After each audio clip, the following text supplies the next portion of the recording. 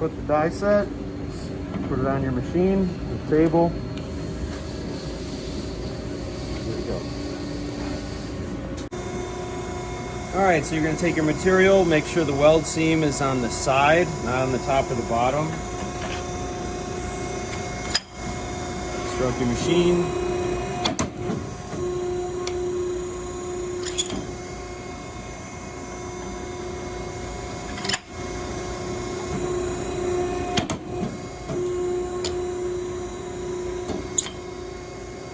There you go. You can clear out some slugs that might be gathering at the